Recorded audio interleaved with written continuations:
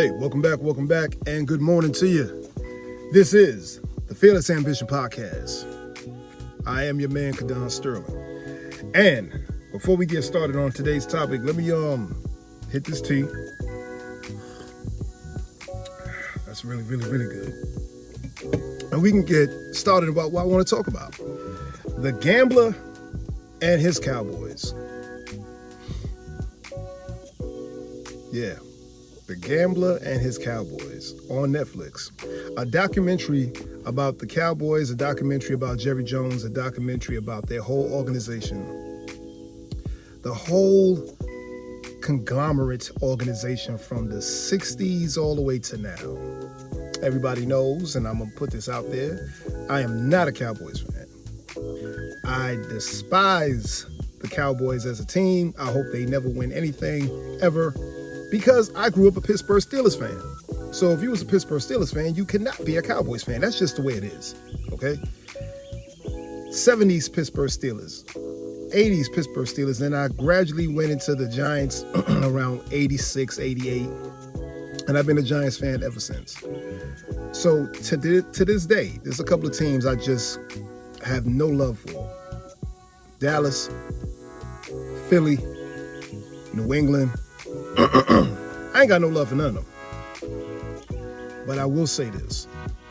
Watching this documentary, what I did have and what I do now possess is a respect.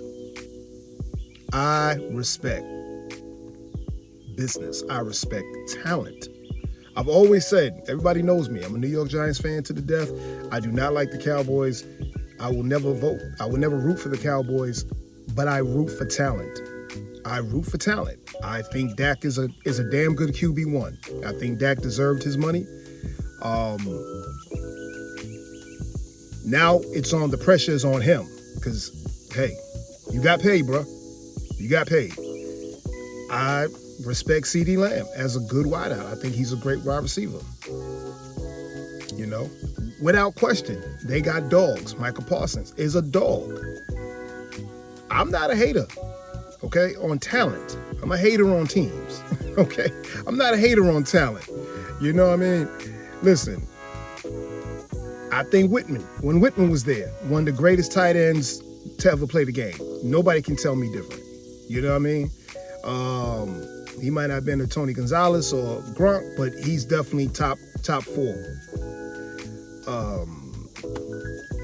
What can you say about their big three at the time from the 90s? Michael Irvin, Emmitt Smith, Troy Aikman.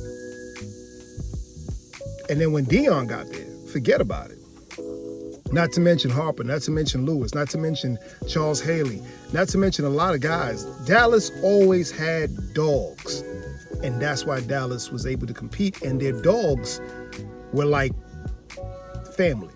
A lot of teams are just teams. Dallas was family. There's a certain thing about the Dallas Cowboys, I will say this, that they have this unbreakable pride of it's us against everybody and we are the best. Even when they lose, they still act like they're the best ever. And they lose a lot. And they act like they're the best. And why is that? Jerry Jones. Jethro Jones, that's why, okay? I know a lot of y'all call him Jerry. He's Jethro to me. Jerry Jones. Who now I have a whole different kind of respect for. But stay right there and let's get to the topic of Jerry. We are back, people. The Gambler and His Cowboys. Listen, I have got a whole new respect, and I will say it publicly, for Mr. Jerry Jones, because I understand business and I understand entrepreneur mindsets, and I understand that if I don't take a chance, I will have no possible way of getting a reward. And he has lived his whole life on it. What I do respect about Jerry Jones is he walk it like he talk it and he stand on it. Straight up. He walk it like he talk it and he stand on it. Good or bad, he'll be the one. He'll be the one to stand there with you in the trenches. He'll be the one. Good or bad. He's proven that over the decades. That I respect about Jerry Jones. Yes, let's get to the big picture. Does he have his hand in everything? He's the owner, he's the general manager. You know, he's the assistant coach unofficially. Does he have his hand in everything? Yes, he does. Should he? Maybe he shouldn't. But he pays for everything.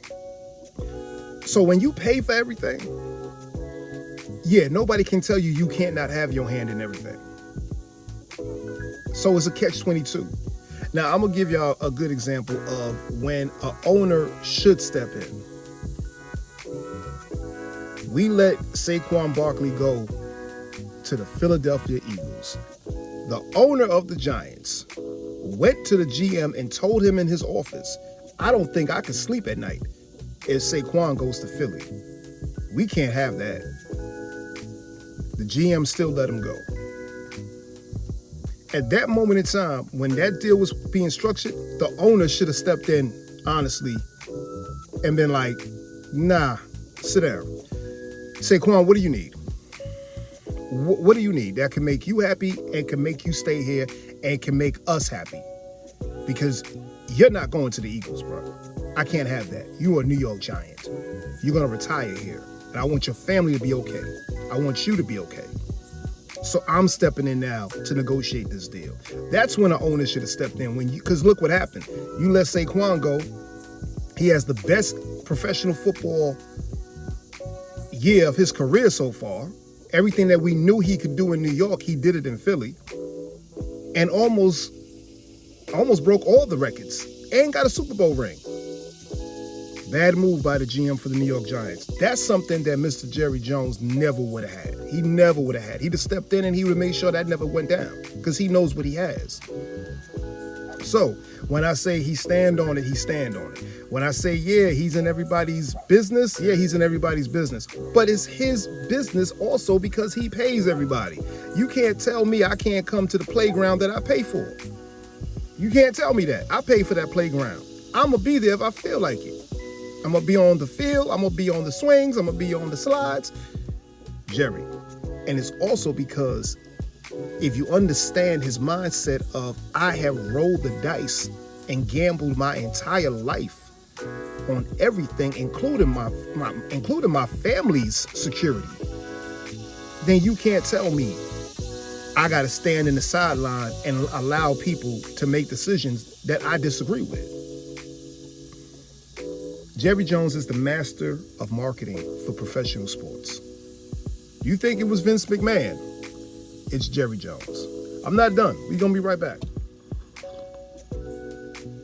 The master of marketing for professional sports and master of marketing absolutely for professional football. Number one, he went into Dallas and did the unthinkable. You bought the team and you fired Tom Landry. You fired Tom Landry. 29 years he coached the Dallas Cowboys. Tom Landry is almost like the Pope of Texas.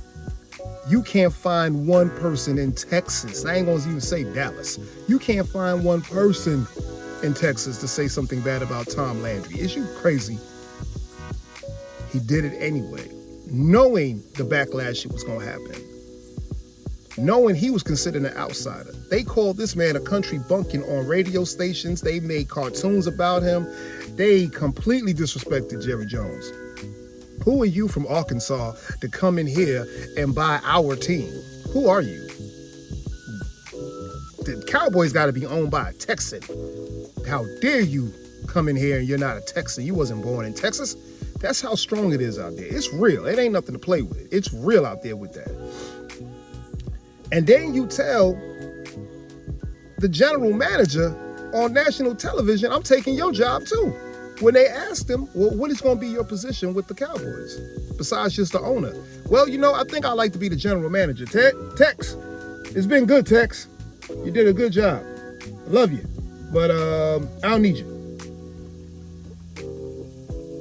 Tex been there 20 years. He got rid of his ass on TV.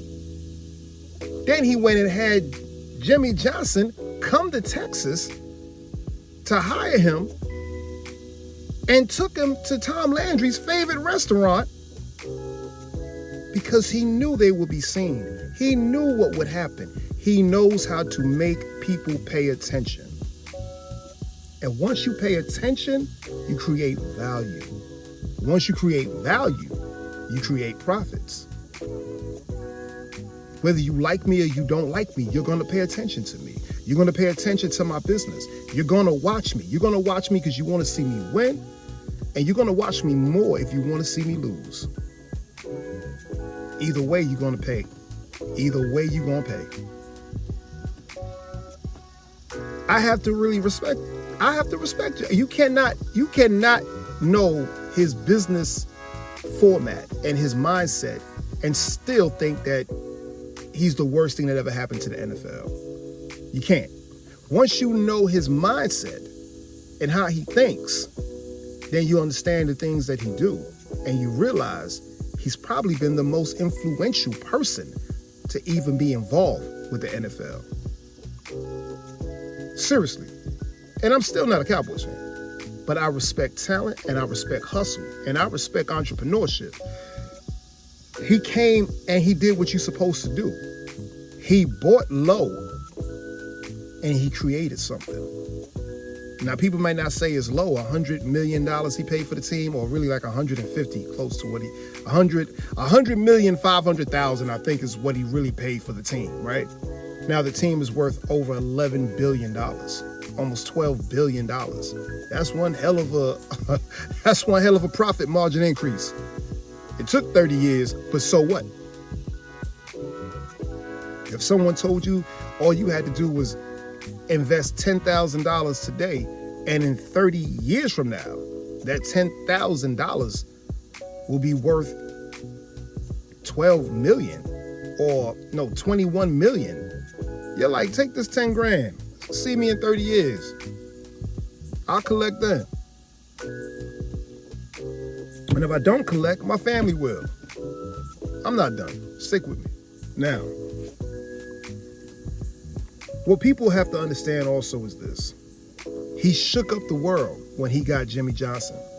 But it was time for the Tom Landry era to go, because the bottom line was, at this time, the same Tom Landry was not the same Tom Landry. He did not coach with the same intensity.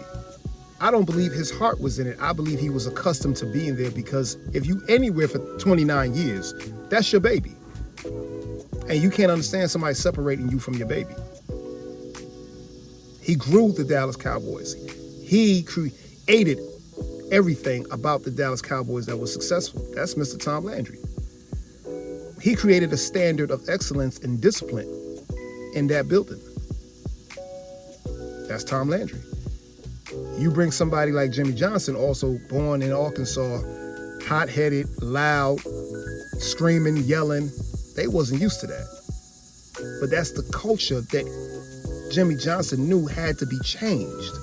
It had to be changed. And Jimmy Johnson changed that culture for the Dallas Cowboys. He set the precedent of, I will not accept losing. And if we get our ass kicked, it's because we died on the field, not because we didn't play hard enough to win. He set that mindset into the players that they didn't have before. Y'all watch it. Watch it on Netflix. I'm not here to promote it. Netflix ain't paying me, but watch it. And you'll see. One of the guys in training camp was having an asthma attack. Jimmy Johnson walked up to his ass and said, well, have your asthma attack on the other side of the field. Get the fuck out of here. Because over here, we training for football. You want to have an asthma attack, you won't have it on my time. You'll have that shit over there. Get the fuck out of here. That's old school coaching. I know people don't like it, but it's true. When Jimmy left, that mindset left too. And that's just the truth about it. I'm not done. Stick with me. And after that, you got a whole nother team. Jimmy Johnson made sure the Dallas Cowboys were going to be respected on the field physically by other teams. He enforced the fact that we won't be bullied. We will be the bulliers. We'll be the one bullying people, but they will not bully us. That's the bottom line. And that's what created those 2 Super Bowls that Jimmy made sure that they had. I mean, that's what did it. But the real documentary story for me is the camaraderie between the players, between Troy Aikman, between Emmitt Smith, between Michael Irvin, Dion, and like I said, all the guys that was there at the time, all the defensive linemen. The fact that they showed how much they truly, truly loved each other to the point where they would die for each other on that field. That's what's missing in today's football. Michael Irvin said something really good. He said, football organizations and football teams never win Super Bowls. Football families do. They were a family. When Michael Irvin got popped for the cocaine, crack, weed, not prostitutes, but call them whatever you want. I don't even have to say allegedly. We all know what happened. You in the hotel room getting high with 3 or 4 women, y'all having, doing what y'all do, all kind of stuff. Troy Aikman showed up to the courthouse and sat behind his wide receiver to show, regardless of whatever goes down, bruh, I'm going to stand up for you. Even if they talk about me, I'm going to sit right here behind you, let you know I got your back. That was huge. That was huge. Jerry Jones did everything in his power financially and with his power respectfully that he had at the time, that he does have at the time in Dallas, to make sure that Michael Irvin was not going to do prison time. A lot of NFL owners ain't going to go out like that for no player because you can be replaced tomorrow. You here today, you going tomorrow.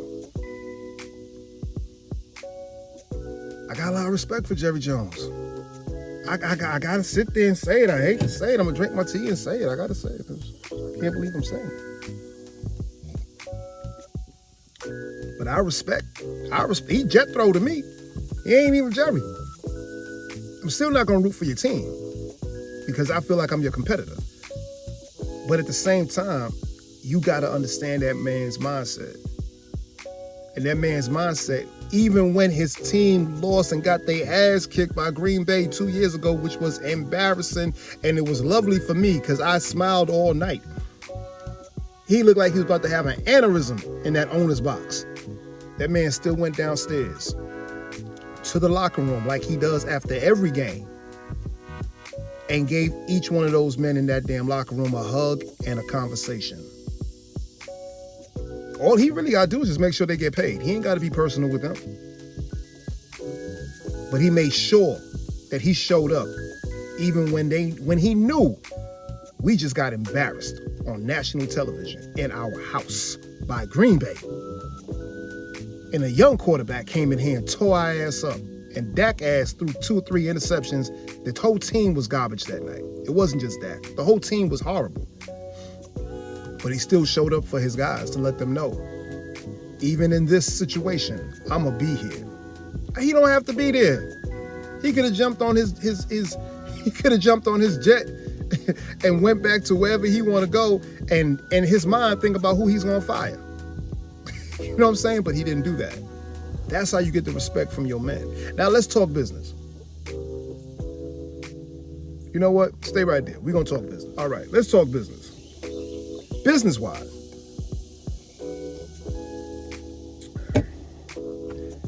Jerry shook up the NFL world because he went into the old boys club and old boy. He was welcomed into the old boys club because he paid his way in. But he don't think like they think because he's a businessman and he had to get his money out the mud. A lot of them guys got inherited money. So he always thinking bigger picture. Football is not just a bunch of guys on the ground hitting each other. It's entertainment. How do we capitalize? How do we capitalize? How do we capitalize? How do we capitalize? The way the NFL was structured at the time, everybody's profit sharing off of endorsements, off of the same endorsements from the same companies. He wasn't good with that because he realized my bills and your bills could be different. Whatever the Oakland Raiders is paying monthly, whatever the Jets have to pay monthly out, whatever the Seahawks got to pay, whatever the Dolphins got to pay, my bills is different than your bills. I'm like he said, he was losing $1 million a month, $30,000 a day, easily. He was in the red. When he bought the Cowboys, they was already financially not good. So now 3-4 years in, you still not good. You got to figure out, how do I keep the lights on? How do I keep these players paid? How do I keep these players paid? And how do I keep the custodian working here? How do I keep everybody coming in? I can't keep doing this the old boy way. Y'all want me to do a profit share with CBS. Y'all want me to do a profit share with Reebok. Y'all want me to do a profit share with Coca-Cola. They paying the NFL and the NFL paying us. I want a direct to the plug. I'm not waiting for y'all to keep cutting me a check. Shook up the NFL corporate world. He went and got Nike to sponsor the team, so everybody on the team could wear Nike. Nike logos all over the stadium. He went and got Pepsi to sponsor the team. No more Coca-Cola products. It's all Pepsi in this stadium. But how do you do that? Ownership. Not only do I own the team, I own the stadium, I own the land. Okay? Therefore, if I want to do anything in this building, y'all can't tell me I cannot do it. The Old Boys Club did not like that because the bottom line was they was very comfortable the way things were. They did not want to change how things were. And he basically middle finger up everybody, even including the commissioner, and said, I'm going to change how things are because I see a bigger picture. I want to showboat my brand to the point where people will understand that we are more than just a football team. We are a culture. Jerry Jones wanted to create and capitalize on a culture. He saw the vision. And honestly, I think more people should do the same. More owners should be the same way. They're just not trained like that. They're not wired like he is. He's wired. Once he gets up at 3:30 in the morning, he's not going back to sleep. He's wired. You got to be wired a certain way to be who he is, to be the person that knows that people are going to say, you're an asshole. Okay. You don't know what you're doing. Okay. You need to leave well enough alone. Okay. You need to go sit down. Okay. But at the end of the day, I'm the only one responsible for when this ship sinks. So I'm going to do whatever I want to do. Because when the ship sails, I want y'all to talk to me with that same energy and give me my props. You see what I'm saying? Because the bottom line is, he knew there was more ways to make money than the way they was making money. So what happens? Everybody hates Jerry. They could have made a TV show about it. Everybody hates Jerry. His Good Old Boys Club. Remember, you got to be a member of this Good Old Boys Club if you think everybody, even if you have the money, is not becoming a majority owner of an NFL team or NBL team, NHL team. Just because you have the bread does not mean you're getting in. They got to want you to be a part of their club. That means they got to know you're going to go along and not just, you're going to go along to get along. And he didn't want to do that. So what happens? He gets sued. All of his boys got together, including the commissioner, and they sued Jerry for $400 million. Why? It's very simple. If he loses the lawsuit, he loses the team. It's not because they wanted the money. They wanted another person owning the Dallas Cowboys that they could work with. They could not work with him. And when he brought his ideas to them, they rejected it. They wanted somebody else in that organization. He knew it wasn't even about the money. It was about the fact that they didn't want him. They didn't want these new ideas. They didn't want the way he interact with his players made these owners look like, damn, you know everybody's name? You really be on the field? I just stay in the box with my wife, and that's it. I don't go down there. I'm not going to that nasty ass locker room. That wasn't Jerry. Jerry's brought the team. Jerry was doing laundry. He was doing laundry in the stadium. I respect that. Ownership. They sued him for $400 million because he knew if he lost, he would lose the team. Smartest thing to do. He countersues for $750 million. And he told them, I know y'all want my team, but if I win, believe me, I'm going to collect every dime from y'all because it's personal now. I will not let it go. I will not let it go. What happens? Everybody starts to see the light. What Jerry did was the greatest thing he could do to save his organization. He needed to bring in more money. However he can get the more money to the organization without relying on people buying tickets, that's the key to business staying alive. Because you can't have the greatest athletes on your team without paying them. Deion Sanders came in and was like, I want $35 million. You want me? I want $35 million. I think I want $13 million on the day I get there. People think that, the money's just flowing like that. You have to have that money liquid. But you have so many assets, you have so many things that's going on that money ain't liquid like that. That money's tied up. He had to do what he had to do to get Deion. It took to the last hour to get Emmett. And Emmett wanted $17 million for 4 years. It wasn't even no big money back then. $17 million for 2 or 3 years or 4 years, whatever it was. And they finally settled on 13 because they was only going to give Emmett 7 or 9. And he was like, nah, I'm not taking 7 or 9 million. I need double digits as I'm not coming back. He came back. What happened? They won the Super Bowl. Emmett gets the rushing record. The Dallas Cowboys is the number one thing you see all over TV. Even to today. What do you see on, what are we talking about? We're talking about Micah Parsons. Will he or will he not be there in September?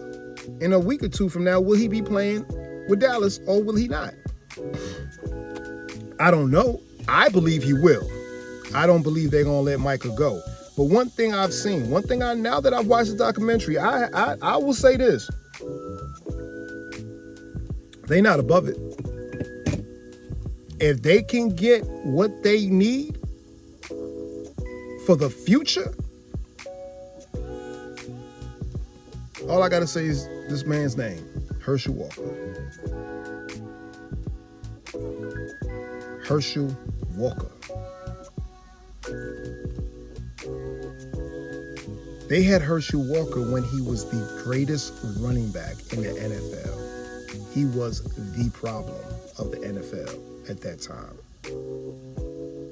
The problem for any defensive team. He was a problem to stop. The number one guy in the NFL at that time was Herschel Walker. They had the number one player, and they traded his ass. And what did they do? They got damn near 13 draft picks and all kind of stuff. They rebuilded the team off of his value. Business. Think business. Now, Jimmy Johnson said it was his idea. Jerry Jones says it was his idea. I don't know. They've been fighting over that for 40 years. Who came up with the tremendous idea to get rid of Herschel Walker and basically cash in on him? It's like anything like this. Let me make it simple for y'all. You build up equity in a home. You build it up, you build it up, you build it up, you build it up, you build it up. All of a sudden, your home equity almost costs more than what the home costs. The home equity value has now doubled or tripled what your house actually cost at closing. That means you're winning. If you sell that house tomorrow, you're good. You done cashed out. Real estate 101. That's what they did with Herschel Walker. His value was so high that any team would have paid any amount of money, gave any amount of draft picks to have him on their team. Why? Because you don't know when an athlete is no longer going to be that athlete. You got to know business. Just because you hot, you don't know how long you going to be hot. And in football, you could be hot for 1 year. You could be hot for 2 years. That don't mean you're going to be that same guy next season. It just don't. There's no guarantee. Very few athletes are guaranteed to stay that guy for more than 5 years. Very few. The window is this small of you being that hot. So while you're in that window, you have to understand your appreciation, your value has went up so high that you can make demands, you can get more money, and you're supposed to while you're there. Because in 2 years from now, if you start to decrease, you're not valuable no more. So you might as well get everything you can while you're still hot. They got everything they could get off of Herschel Walker because he was hot. People thought they thought they was crazy to let him go. It was strategic. After Herschel went, they got Super Bowls. Straight up. So, do I think Michael will be in Dallas? Yes. I think he will. It's good for the team. It's good for their organization if they want a chance this year. Will they let Micah go? If they can get 5 Micahs for the future, hell yeah, Jerry will let his ass go. He'll cash his ass right out. Cash him out. But all I really have to say is real simple. I have a newfound respect for Jerry Jones and the way he redeveloped his business, the way he took a chance, the way he went all in, and the way he stands on business, whether you like him, whether you dislike him. You got to respect him. And I understand that part of it because everybody ain't supposed to like you anyway. Why are you worrying about everybody liking you? Just concern yourself with being successful as possible and standing on whatever you stand on. Everything else will fall the way they fall. Everything else will be what it is. You know? So, the gambler and his Cowboys. And from a person who's not a Cowboys fan, I thought the documentary was excellent. Michael Irvin, man, I got so much respect for that guy. You know what I mean? I really do, because he's at a point in his life where he could just tell it like it is, and it don't make no matter what nobody think. You know what I'm saying? And you gotta respect talent. You gotta respect talent. Emmett, Troy Aikman, you gotta respect talent. And Jerry Jones, you gotta respect it. You got to respect it. You ain't gotta like the team, but you're not gonna sit back and say you don't respect the organization. My name is Kadon A. Sterling. This is the Fearless Ambition Podcast. Go tell somebody, go tell somebody, go tell somebody. Don't forget, you can also catch me on Mogul Talk 1-on-1 right here on YouTube. Most importantly, cars, golf, and cigars right here on YouTube. All right? Hit that like button. Hit that subscribe button. Please share it with a friend. All right? Let's get this channel growing, man. I'll talk to y'all on the next one.